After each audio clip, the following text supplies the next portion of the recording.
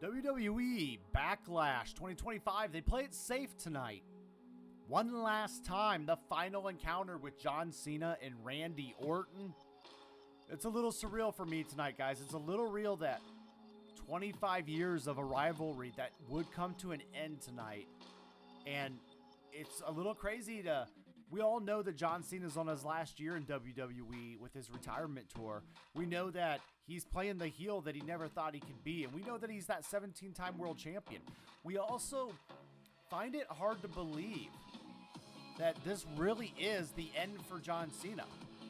Every single moment, even though he's telling us it every single week with so many appearances, so many countdowns. And we're going on this amazing ride and we're having fun with it. But it's still hard to believe the timer will tick down, the sand will run out, and John Cena will be no more in the world of the WWE. And we're almost halfway through the year. But we do get a tour of feuds, and we get one of the greatest rivalries. Some of you guys might wonder if Randy Orton is John Cena's greatest rival. Some of you guys may say it was Edge. Some guys may say it was different people. Randy Orton is in my top 3 of greatest rivals of John Cena, spanning 25 years of a feud. Hard part about this feud for Randy Orton is, for once in his career, he had to play a face against John Cena as a heel. He's had to play the heel many, many, many years. We get their final encounter tonight in a about 40-minute matchup. And I'm going to ask in the final thoughts at the end of the video. You guys can fast forward if you want. But I'm going to ask and answer the question of where do we go from here? Who is ultimately going to dethrone John Cena at the end of this ride? I'm your host, Bryan, the Hype, Ballard, back at it again. And we're going to get into Backlash results and thoughts. Let's get in. And first up, the first match of the night was the United States Championship Fatal 4-Way match. The champion Jacob Fatu coming off his WrestleMania win and a fresh champion at that. Going against LA Knight, getting his rematch clause in there. We got Damian Priest for good measure, and we got Drew McIntyre, the bitter rivals between those two. Little chaotic match, a little bit of everywhere, a little bit off. You can tell Drew McIntyre and Damian Priest were the bitter feuds in this match, as they would take the match off into a one-on-one encounter throughout the bleachers during the matchup. And then leaving the other two rivals in this, Jacob Fatu and LA Knight, to duke it out. Jacob Fatu gets the win on this one with the moonsault on LA Knight. A lot of us predicted a little cross-pollination with this. We predicted that it would be Jacob Fatu pinning Damian Priest or some combination. But it actually was a clean victory and pin. Well, I use the term clean, not so much. There was a situation on the outside of the ring tonight where Solo Sikoa getting involved, but the debut of none other than Jeff Cobb. And if you don't know Jeff Cobb, look him up. A long-time indie darling, indie wrestler. And him and Jacob Fatu have a little history. As you've seen, the weird reaction that he gives. And Solo looking at him and saying, it's okay. Handle your business. They rough up LA Knight. And then they go ahead and they get the pin. Helping the new bloodline still figuring stuff out. Jacob Fatu was represented in the post-show. Not sure if I liked what they did and what they didn't a little bit with him being the crazy Samoan werewolf. They made him a little more realistic in the post-show. They peeled the curtain back. I like the realism, too, of the post-show, so the post-conference.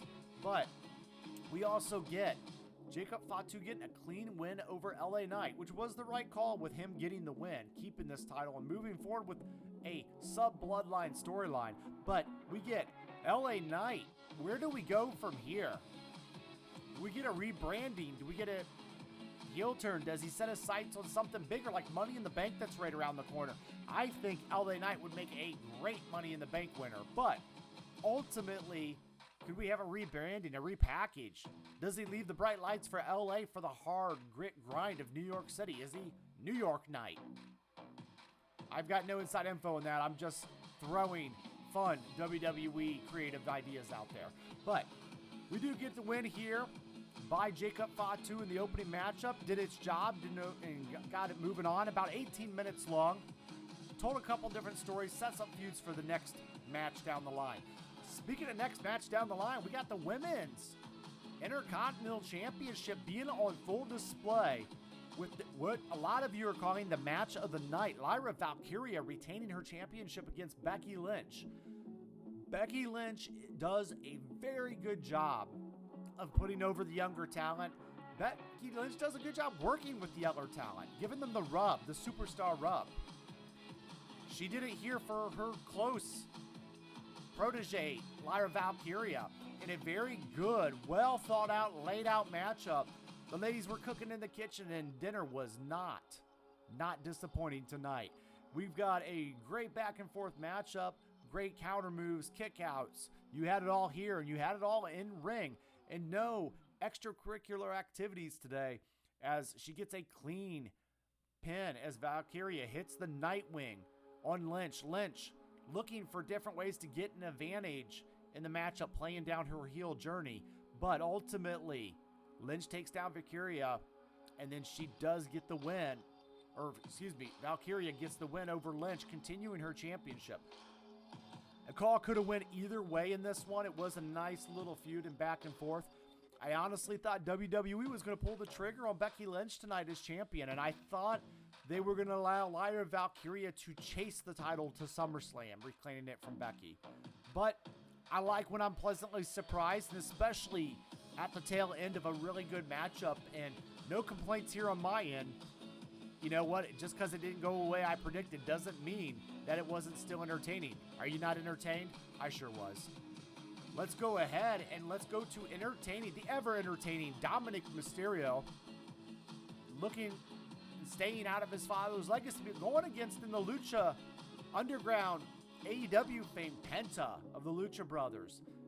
Penta very hot in the WWE. Penta on a nice winning streak continuously, racking up a lot of wins in WWE, hitting a little bit of losing landslide now, but ultimately we do get Dirty Dom getting some help with some outside interference. We get Judgment Day interference. We get Carlito down to the ring. We get some cool Penta moves hitting the Mexican Destroyer at one point. We get JD McDonough and Finn Balor. Finn Balor drawing and blurring the lines a little. Stalling, saying, nope, let me go get a chair. Oh, it's too late. The referee already caught me. And in comedic WWE fashion, the referee points at each member one at a time. You and you and you are out of here. Oh, the power of the referees. They keep those bad guys at bay. But the ones that did linger around did get an over-the-top rope somersault splash onto the outside, taking them all out for good measure from Penta. Dom was back in the ring, and Dom gets a little extra help from his friends that he claims he wasn't aware of on the post-show. We got El Coffee Americano, El Grande Americano, dressed in his best Renegade from WCW attire. Go back and look at it. It looks very, Renegade vibes to it to me. But he gets the infamous face planted the mask, hits him with a headbutt on the top rope. Dominic Mysterio then hits his frog splash for the 1, the 2, the 3. 10-minute matchup here, pushing storylines forward. That's what Backlash is about, is to spring ahead into the action into the summer. But we do get the nice count here. We do get the clean pin. Penta losing by not hook, but by crook. And then it doesn't discredit what he's got going on that much, and allows Dom Mysterio to go on and feud, possibly with the likes of Judgment Day. But what's the line there? It looks like Penta is going to continue and go into a feud with El Grande Americano. He did beat his brother Rey Fenix at WrestleMania, so there's a little story to be had there. Ultimately, I believe it would lead towards, down the line, a reforming of the Lucha Brothers. I know the WWE had rumors of that lately, but I personally would like to see the Lucha Brothers not interact. Maybe until the Royal Rumble and then meet up and then, possibly kind of reunite. But there's plenty of time for that story. I'm enjoying singles run respectively on both ends. Speaking of respectively on both ends, I always got to show a little love and respect to the fans of ProWrestling.com, my colleagues over there. You guys can check out all of our content. We've got the post-speech interactions, post-Twitter spaces with Carlos and company. We also got John, Will, myself on Sundays Wrestling Fans Insight. We'll get back to it here soon enough, but go ahead and get into the fun. There's a lot of other great content over there. Check them out. We've got the grudge match Pat McAfee versus Gunther. I thought the WWE could have went a couple ways with this tonight. I thought the WWE honestly could have went with a Pat McAfee win via DQ if they wanted to delay this feud. The WWE clearly has some plans ahead for Gunther, and they wanted to make this quick feud fast, get Gunther a win after losing the title to Jey Uso at Mania, and now Gunther can move on to bigger, better things. Some of you guys complained about this matchup tonight, saying, why would it take a world dominant champion like Gunther to take 15 minutes almost to beat Pat McAfee? That was explained in commentary tonight, as it wasn't just about the 1, 2, 3 for Gunther. He wanted to teach Pat McAfee a lesson, and it all ultimately did end with Michael Cole trying to get involved, trying to help his friend, begging for his friend's torture to end. But ultimately, Gunther did choke out Pat McAfee in dominant style when he was ready and when he was done. And after 15 minutes of grueling pain, he then did get a choke out. I felt bad in the beginning of the matchup, McAfee jumping and tripping over the top rope and almost face planting onto the mat. I was glad to see he was okay, but it looked like it hurt really bad. Gunther did really great as a ring general with somebody that doesn't get in the ring all the time. And so showing that he can carry matches, which is why he is a real world's champion. He can get in the ring with somebody that does not have as much in-ring experience as Gunther, and he can still make it work. They told a lot of good story here. I liked this mini feud for what it was. It was a one and done. They got their respect at the end as much as you can. And then ultimately, it was over. And they even kind of closed the book and wrapped up. And the question is who's next? Pun intended for Gunther. A lot of you guys expected Bill Goldberg to show up tonight. I predicted accurately that would not happen tonight. Backlash didn't need Goldberg tonight. And with that, you didn't want to overshadow Jacob Fatu's debut. Goldberg is great for a Netflix on Monday Night Raw to randomly show up, spear Gunther as he's in the ring, being the smug, arrogant heel. And then we got a feud with seeds planted all the way back a few months ago. Guys, thank you for each and everything you do. You hit that like button. It helps me out. It helps wrestling out. And it keeps wrestling relative all throughout the world. So thank you guys for supporting me, and thank you for supporting the IWC. I'm over on Twitter at @TheBryanAdkins as well. But let's get into the main event. We got the undisputed WWE champion. As I mentioned in the opening, we've got 25 years of a feud coming to an end with John Cena versus the Viper Randy Orton. I could tell they were allowed to do a little of whatever they wanted in this almost 40-minute match, putting on a good final show, back and forth, and I like that there wasn't really any outside interference in this match. I thoroughly enjoyed that we got John Cena and Randy Orton in the ring mostly, one at a time. There was some action outside of the ring. We did get a little bit of table action. We got table action. We got going through tables. Randy Orton sets up two different tables, including the announcer's desk. John Cena doesn't put him through both. He puts John Cena through both. Usually the one that sets it up takes the table. Not in this case tonight. We also got a lot of cool counter moves. We got an attitude adjustment at one point in the coolest spot of the night. Attitude adjustment from John Cena, countered into an RKO out of nowhere. Truly out of nowhere. We got a lot of referees bumped. I felt bad. The first referee got knocked down in the ring. He got knocked into the stairs and taken out a second time. Lots of pins, lots of crowds counting to 12. And then we got a second referee. He gets knocked with the title belt by John. And then we get WWE officials. And boy, did they each and every one of them eat an RKO when Randy Orton's frustration showed. We got Sean Daivari out there taking an RKO as an official. We got Bobby Roode, if you paid attention. If you really paid attention, it was Hurricane Helms getting one. We got a lot of good bumps and fun bumps tonight. Nick Aldis taking a bump. That was the most important one. That clearly sets up the next path for Randy Orton. I'm sure general manager of SmackDown, Nick Aldis, will not take kindly to getting RKO'd by his own roster member. But We continue, and I digress. We get back into this matchup, back and forth, breaking down all over the place, and when it ended by John Cena taking extracurricular measures, nut shot, hitting it downtown.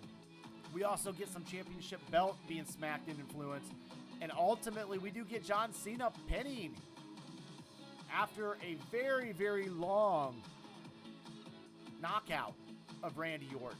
We get John Cena moving on in his heel persona character, carried into the post show, where John Cena, this is a little bit where I didn't like the WWE blurring the lines so much. They're doing it with John Cena though.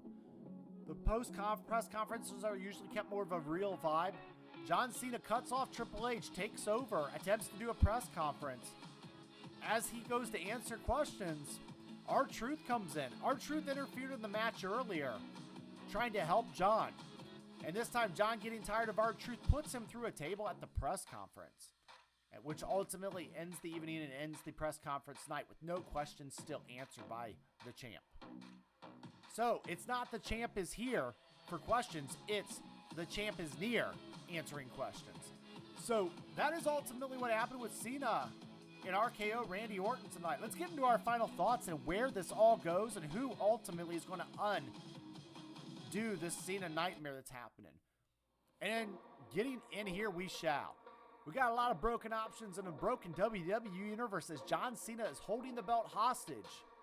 He's holding the belt hostage, claiming that at the end of his year, the real world champion, the real world title held by Bruno Sammartino, will be gone forever from the WWE. That lineage will cease to exist as John Cena ends wrestling for good. Speaking of taking titles hostage, an old rival of John Cena's, CM Punk, did the Summer of Punk angle on John Cena with the Money in the Bank. It was one of the most popular angles in 2000s. But ultimately, could we see CM Punk becoming the hero that saves the WWE? Imagine the irony. The guy that quit WWE, the guy that complained so many years, has the ultimate road of redemption and actually saves Vince McMahon and Triple H's creation for the fans. Even if you hate him, you'd have to like the fact that he would come out the hero in this, saving wrestling for the IWC. John Cena, you could say The Rock is the people's champ. John Cena could do a storyline with CM Punk that would make CM Punk the IWC champion, the Internet Wrestling Community champion. Or we could go a different route. We could get Cody Rhodes involved. He's lost at Mania and we haven't seen him since. Could it send Cody down a deep, dark path and potentially having the NWO for life mentality and actually get a heel Cody Rhodes and a heel John Cena wreaking havoc, and he finally sells his soul to the final boss, The Rock? Or does Cody get built and even push stronger as the new John Cena and win it back for the fan base and save wrestling himself? Cody is already, the storyline is there. It makes sense for him to come back and eventually maybe take this title off of John Cena. Or do we get a different hero that rises out of the summer of Cena? Do we get a hero in Roman Reigns, the anti-hero? One thing we can understand about Roman Reigns is he loves his family and he would do anything for his bloodline, right? He's never betrayed anyone. They've always betrayed him. But what if Roman Reigns decides John Cena's not taking that title? This business is my family's business. My sweat, my endurance, my family's bloodline pumps through the life force of the WWE, and I'm not saving it for the fans. I'm saving it for my family. That could be the story we get from Roman Reigns, as he could be the one to dethrone John Cena. Guys, those are my results and thoughts. The impossible, who could actually end John Cena's reign? Let me know. Comments below. Hit me up on Twitter, like what you guys think that could happen, where the Cena story is going. But I am watching very intently and knowing that the clock is ticking and we will see John Cena no more, and we're in for an amazing ride that's going to set up the next 2 decades of wrestling. Guys, thank you for everything you do. I'm going to head out. Like, share, subscribe. Have a great night.